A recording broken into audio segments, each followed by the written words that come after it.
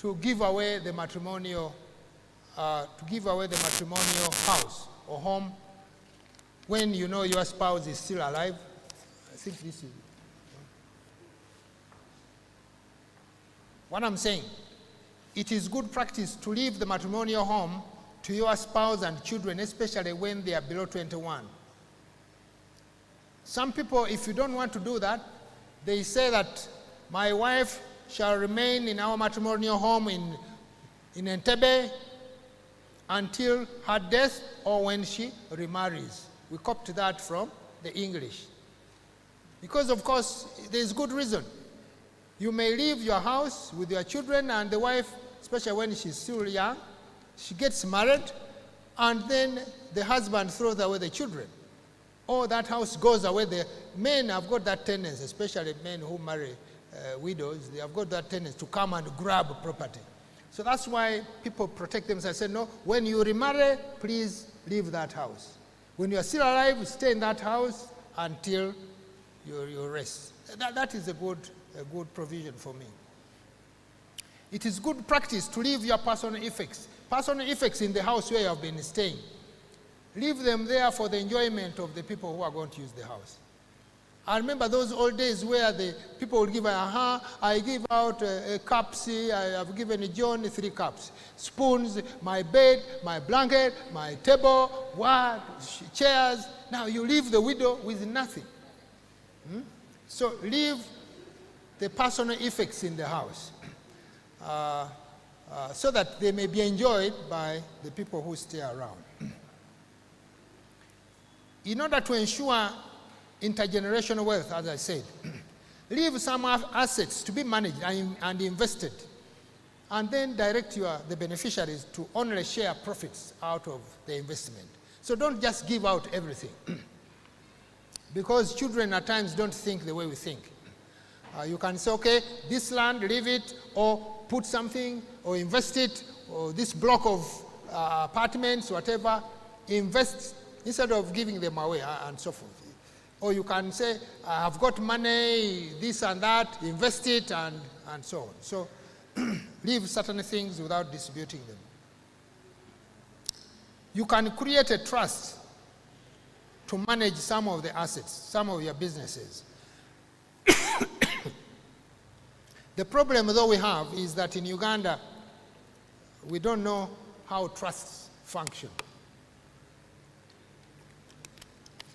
Trusts, although we have the word abayima, but it is not a common thing in Uganda or in Africa. It was common to the Indians, common to the British and so on. In their law, trusts. This is why the law of trust doesn't work very much here. Because even when you create a trust, the people whom you leave as trustees may not even know how their responsibilities. They may not understand and they don't consult. That's the problem with Ugandans. But it is good advice to appoint trustees where you think to do certain things on your behalf.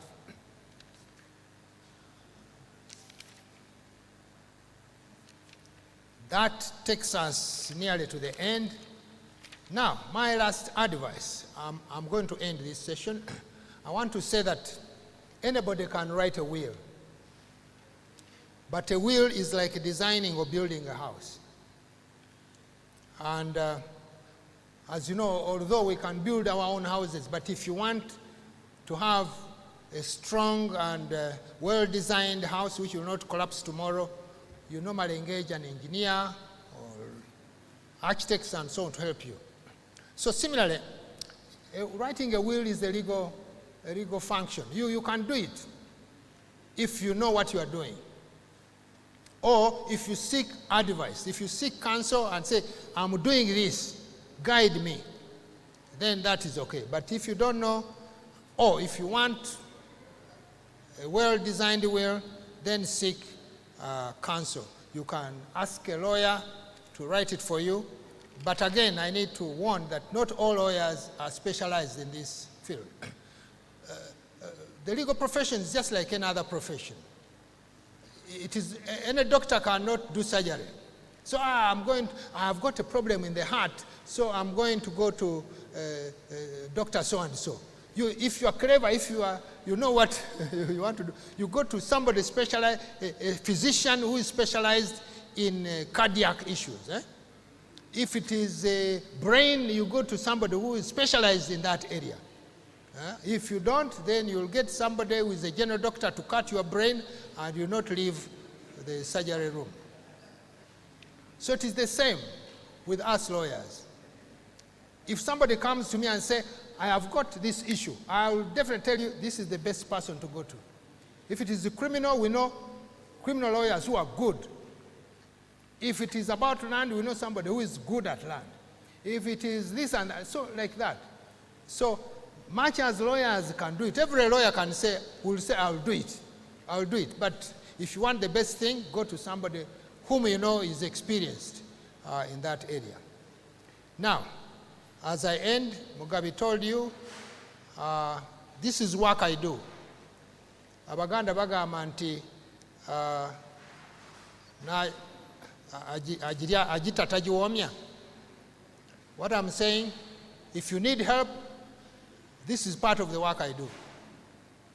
I did it in Uganda Commercial Bank. I still do it.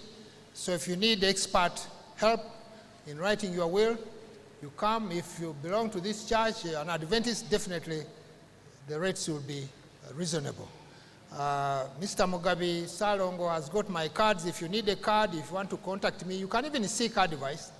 He has got my contacts. He will share. That is all I wanted to share with you. Now I leave this time for questions and answers. Then we close off before time goes. Thank you very much, otherwise, for listening to me. I'll stand here too. Thank you so much, Dr. Hodge Semakula. Now we shall have the last session of question and answers.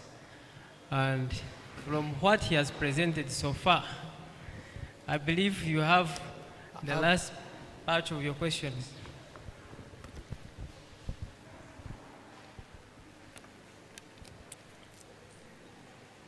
I want ladies also to ask questions. Okay, thank you so much. Guys. I don't know where to face. Should I face this side? Okay, my question is, how does a will stand with the changing of the law? How does the will stand with the changing of the law? The law keeps changing. So how does the will adapt to that? Does it follow the law of the day it was written, or the time it was written, or it adopts to the new law? Let me answer it quickly. You see, the law is supreme. If you did a will in 1980 and the law changes and the will is going to be proved in 1990, after 98, they will follow the law. Okay? So the law is supreme.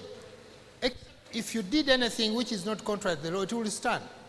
But if you did something and the law has changed, if, for example, the law at that time was saying you don't need to write a will. And in 2020 they said, no, now you must write a will. If yours is oral, it will not. So we go by. Thank you. Forward. Thank you very much. Mine are just two questions. One, if there's no will, you said you leave something to chance, or the government will take over, the Administrator General. Yeah. And you could have seen, as a senior lawyer, you must have come across where the clan is protesting what the Administrator General is doing, or maybe it's not feeling satisfied for some good reasons. So can't government be challenged the way it handles the estate or whatever is for the deceased? Number two, you said we shouldn't quarrel in a will.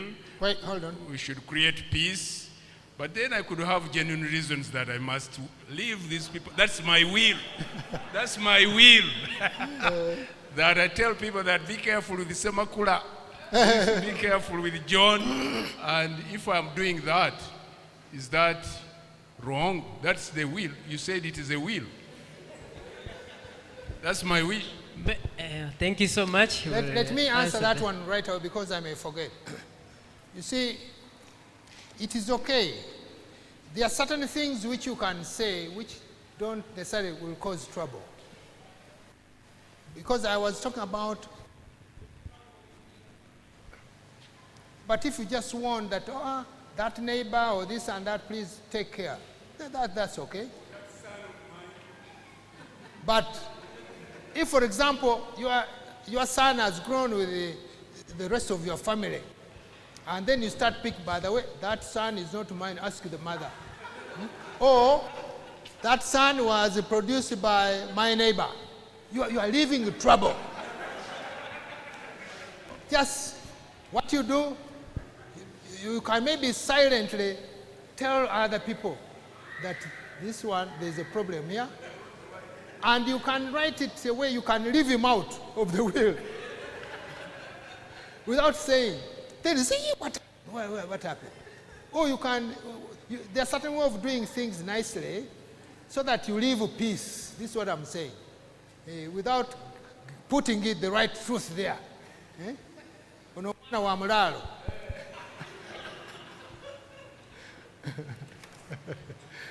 Ladies, Hey, let me answer the other question. That one. The law changes, I answered that one. No will, then the estate is managed by the Administrator General. Administrator General can make mistakes, and they make mistakes. So if they're glaring mistakes, or wrong decisions, or the way they have distributed the property, you can challenge them in court. Yeah, it is okay. You can challenge. yeah, thank you so much. As she comes, maybe what I wanted to also add on the other issue he raised. Sometimes you find that you have two children, and one is taking 2 acres, another one is taking 4 acres. Sometimes you have a reason why you have done it like that. That's right. And it is always very important to give that reason in the will. That's right. Yeah, so that maybe you have a reason. Maybe one is younger, or maybe you have already paid a lot of money to that one. So you think this one deserves now better or Yeah. something bigger. Okay, thank you very much. I just want to say that worshiping today here has been a blessing to me. Actually, I've been in Kampala for 2 weeks. I'm from Karamoja, I'm from Kotido. And I once worshipped here, I think in 2017, when ADRA was celebrating the 30 years of service. I was here again, once again. Yesterday I wanted to travel, but something told me, no, tomorrow is a Sabbath, you worship around. And I'm really blessed by what we have shared this afternoon. This is what has been going on in my mind for quite some time. I live in a home without parents, and I've been working with ADRA, I think quite for some 12 years. I don't have children of my own, and I have some small assets. But again now, the siblings that I have, there is a lot of wrangles going around. So I keep asking myself, now that I don't have even any child, whom am I going to write in these things here? But today, what has impressed me so much that, because what has been going on in my mind, I was like, now, even to come, I hear will. When will I sit down and even write this thing? Over when I've reached 50, over 60, I don't know what age do they write these things here. But I've been privileged today that from 18 years and above, you can sit down and you start drafting your will. Even though you have only a bicycle, sit down and you write in case of anything. Or even a Bible. Even a Bible. Everything, actually, I've been blessed, and I don't know. Amen. It is only God who can, you know. Thank you so much. Okay. Thank you. Someone else? Yes, please come.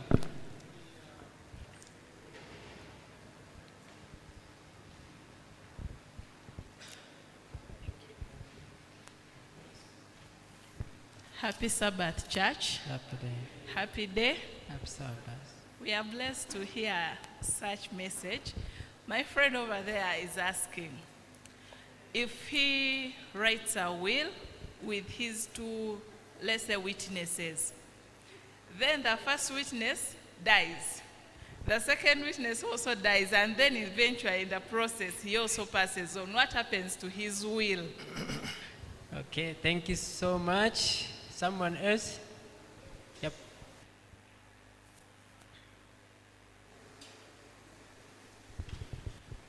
Thank you.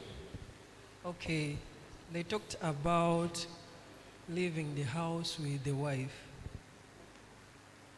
Okay, who becomes in charge of the matrimonial house in case the lady remarries?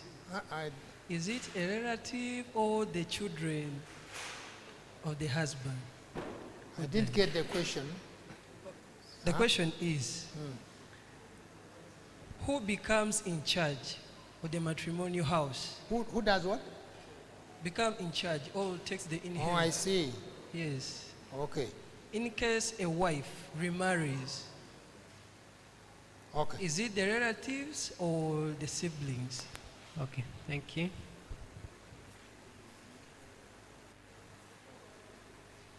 Any more question? Let me answer those ones as now. If you write a will, the two witnesses die, and you also die. A will is not invalidated because the witnesses are dead. It can remain a good will provided somebody can prove that yes, these people witnessed it properly and they were there. These days you have got IDs to show that this was so and so my pastor who witnessed the will, so and so. I think as long as nobody can dispute that these were the signatures of these people, your witnesses, it is a good will. The issue is proving evidence to prove that these, at the time of attesting to your will, they were qualified witnesses, they were there and they can be identified. To me, that's okay. Because if you die, because if everybody dies, then it means that you miss out because your witnesses have died. No. As long as the will can meet all the elements of a valid will, I don't have a problem. I don't think court will invite. Am I right? Yes, you're right, but because of fraud that is so common today, usually court like pushing these people back to Administrator General. Okay. So my advice always, if one dies, get someone else to replace. Okay. If two dies, get two other people to Before you replace. die. Then there's also another common scenario. You give your property to your children, then one dies before you, but he had children. In your mind, you think that that property will go to his children. It doesn't work like that. It will come back to your estate. Therefore, if you give to your son or your daughter and he dies before you or she, you have to change your will. Then that property goes to their children, if that's what you want. But if you don't do that, the property will not be given to the Bazukul, it will come back.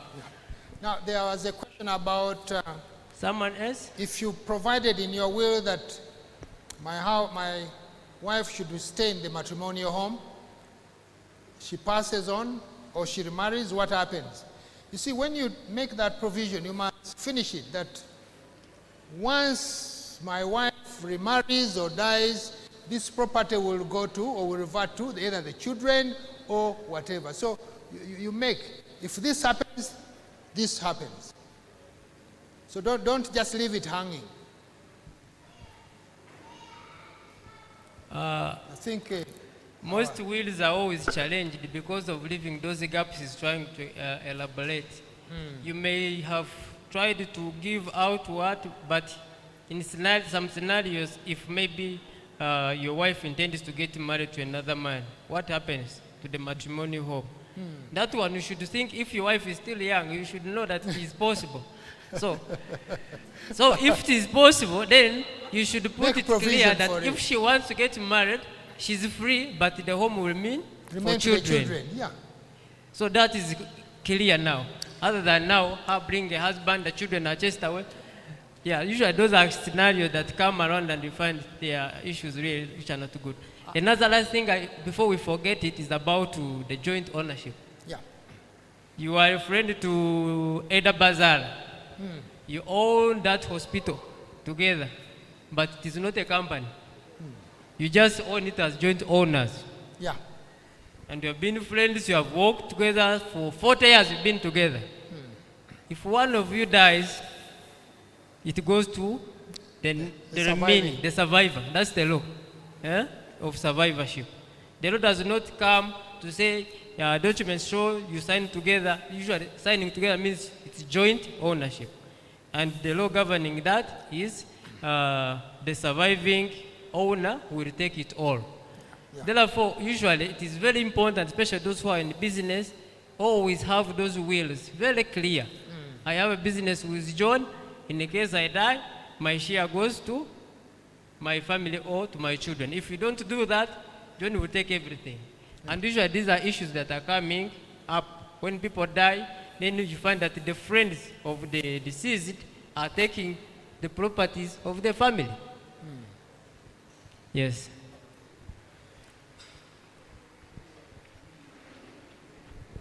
Thank you once again. He's asking, oh, thank you.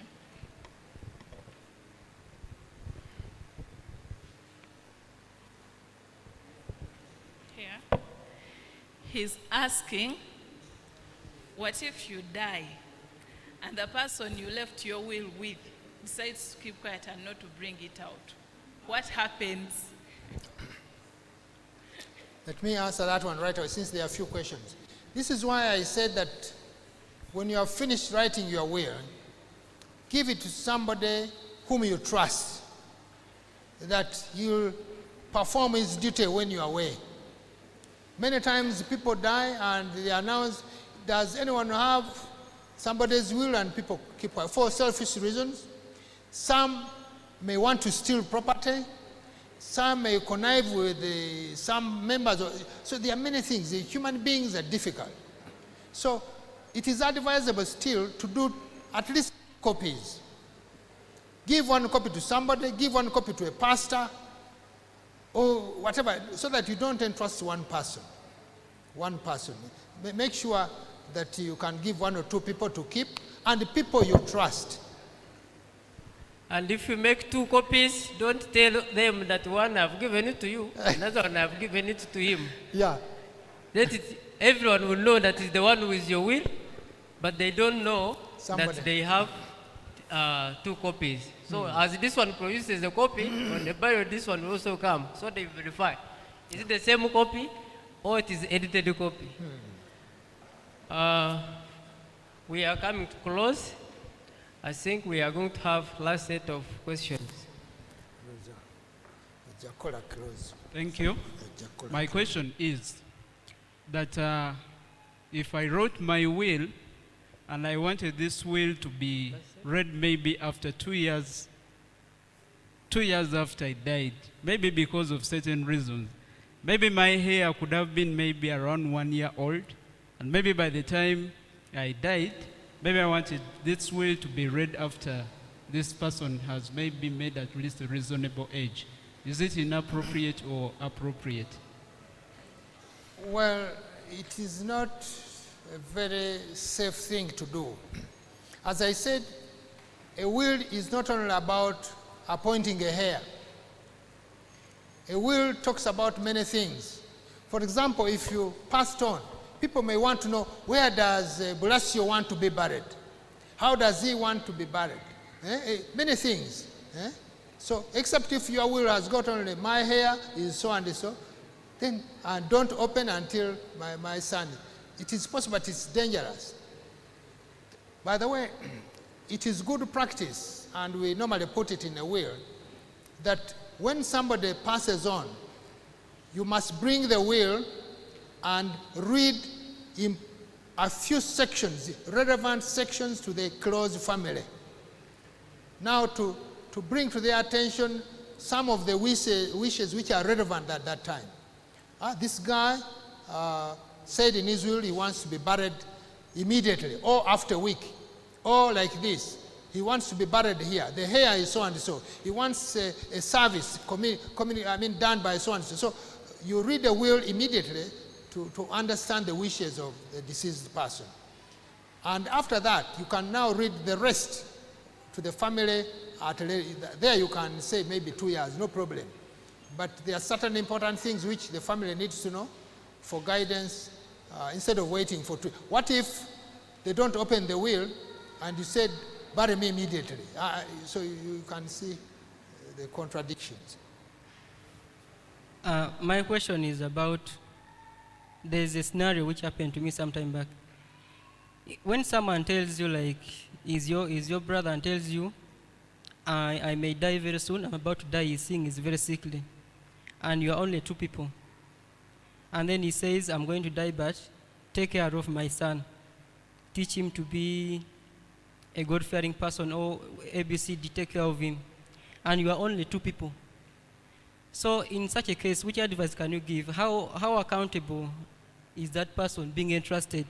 Because that one, it seems like a will, but he's not benefiting from it. They are giving him a responsibility to take care of something. How am I accountable? Like, or if this son is to grow up and he does not become a good person, before God, am I somehow accountable for that in any way? Let me answer that one before. See, as I said, you are free to write anything in a will as long as it doesn't contravene the law. 2, you can give responsibility to some people in your will without even informing them, and they discover. It is better to inform them, but at times you don't have to. Like I was appointed an executor, a case I was talking about. I just knew this is a friend of mine, I've been with him, but he never told me that I've appointed you as executor. Okay, when they give you responsibility, you are free to refuse. You can refuse that responsibility. It is not a must. Even when you are appointed an executor, you can say, I will not be able to serve as an executor, and they appoint maybe the Administrator General, or if there are other remaining executors, they can perform that duty. So if somebody gives you a responsibility to look after his minor children or whatever, you can do it if you want, but if you find there is a problem, you can maybe advise the relatives that I will not be able to carry on that responsibility. It is a free will. I think that brings us to the end. Yes, thank you so much, Elder. We want to take this time to appreciate our Elder Semakula. You who have not visited law firms, you may take this information lightly because he's the elder who was here talking, but you just try one law firm to consult on that and you see. Yes. So that information is giving out is really so precious. That's what I can say.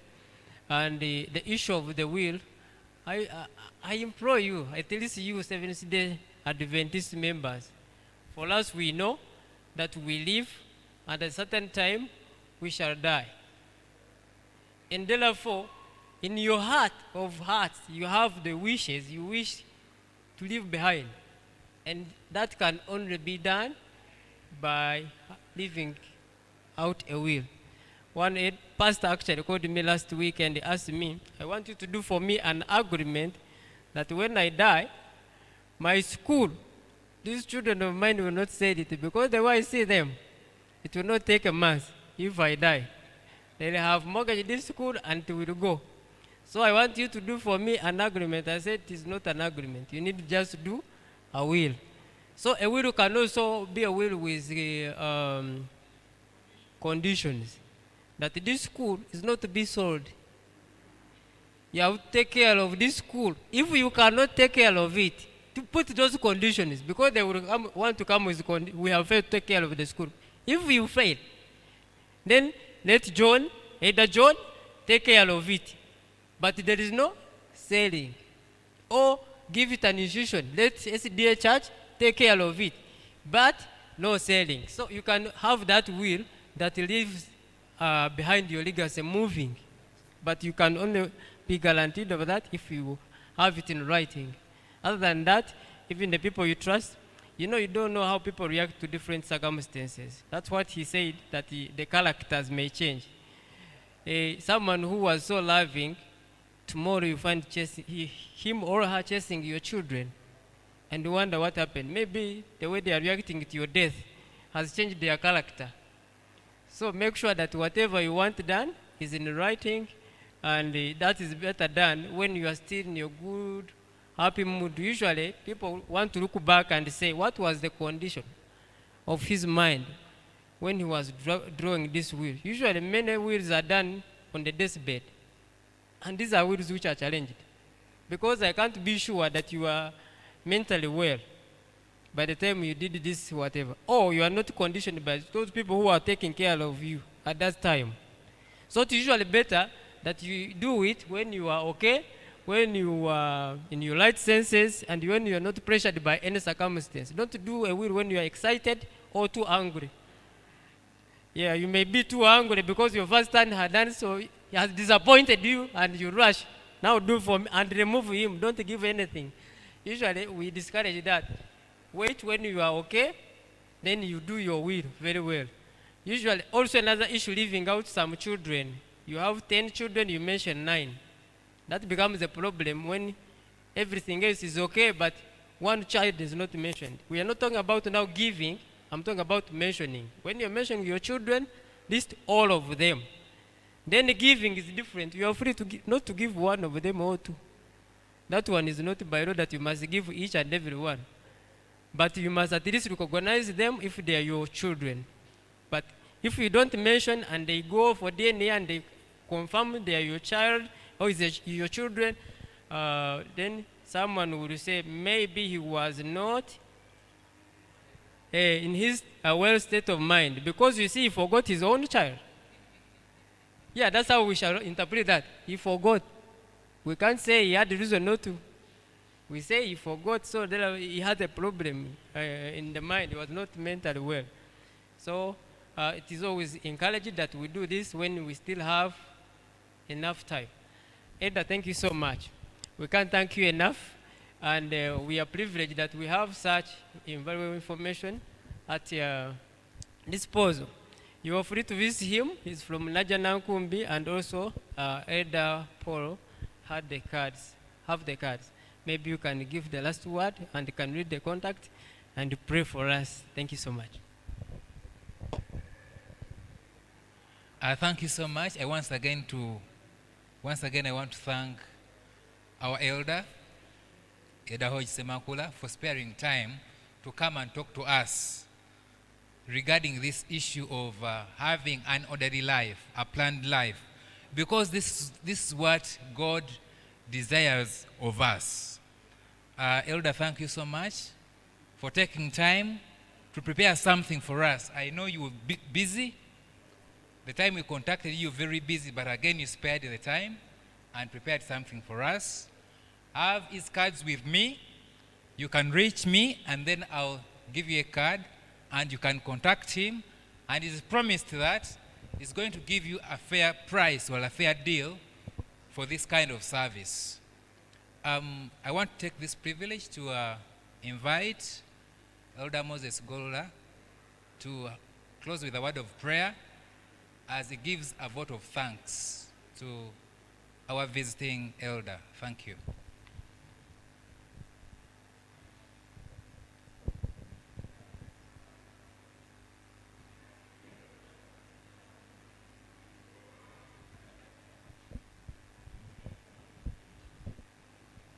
Praise God. Praise God. The Lord is good, and all the time, that's his nature. I'm so glad to be here and to see you and to be able to enjoy the address of Elder Semakula.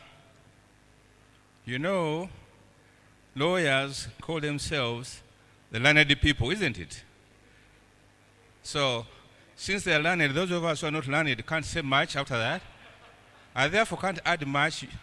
There's nothing useful for me to add except to ask you to stand for prayer. Shall we stand for prayer? Our Father in heaven, we thank you so much for protecting us to this day, for giving us a chance to listen to the servant of God who has urged us to prepare our lives and also to plan for the future of our lives, of our families, should we come to an end on this earth. Dear Lord, may we be good planners for our families, especially those of us who have wives, spouses, and children to take care of. May we be good planners. As he has said, in the days of old, servants like Abraham were concerned about the future of their families in the event of their death. Dear Lord, we pray that this disease called COVID-19 should go away from this country so that we can continue to exercise the liberty of worship that we used to enjoy in the past, so that we can interact more and more as we have been doing in the past. As we now leave this place, may thy guardian angels protect us until we reach our homes, and may we have a blessed and fruitful new week.